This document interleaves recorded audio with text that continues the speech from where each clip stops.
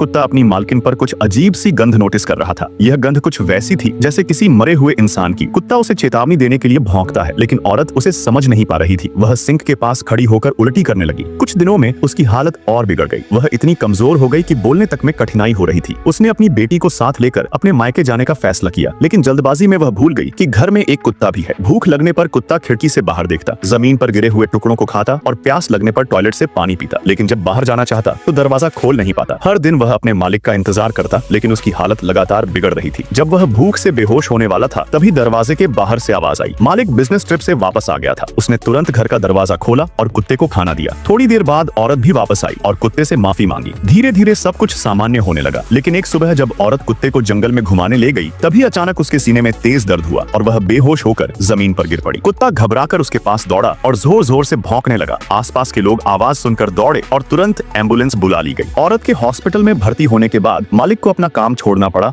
और बेटी की देखभाल की जिम्मेदारी उठानी पड़ी। शुरू में बहुत गलतियां हुई, लेकिन धीरे धीरे उसने अपनी बेटी की जरूरतों का ध्यान रखना सीख लिया। कुछ महीनों बाद ऑपरेशन सफल रहा और औरत अपने माता पिता के घर वापस आई। अब उसने अपने लंबे सुनहरे बाल काट दिए थे और उसका चेहरा पहले से ज्यादा सुस्त हो गया था। कुत्ता हर वक्त उसकी देखभाल में लगा रहता, चाहे वह खुद कितना ही थका हो। वह नींद को नजरअंदाज कर उसकी सुरक्षा में जुटा रहता, लेकिन डॉक्टरों की पूरी कोशिश के बावजूद कैंसर का फैलाव नहीं रोका जा सका। उस रात कुत्ता चुपचाप एक कोने में बैठा अपनी मालकिन को देख रहा था। औरत ने मुस्कुराते हुए उससे कहा, अब मुझे मौत से डर नहीं लगता। आने वाले दिनों में तुम अपनी छोटी बहन का ध्यान रखना। कुत्ता धीरे धीरे उसके करीब गया और उसके हाथ को सूंघने लगा। उसे महसूस हो रहा था कि यह उसकी मालकिन का आखिरी अलविदा है। अगली सुबह औरत हमेशा के लिए सो गई। मालिक और कुत्ता गहरी उदासी में डूब गए। फिर भी वह हर दिन उसकी बेटी के पास रहता, जैसे कि उसने अपनी मालकिन से किया हुआ वादा निभाने की ठानी हो। वैसे क्या आपने कभी अपने पालतू जानवर की ऐसी वफादारी देखी है? वीडियो को लाइक करके अपनी राय नीचे कमेंट में जरूर बताएं।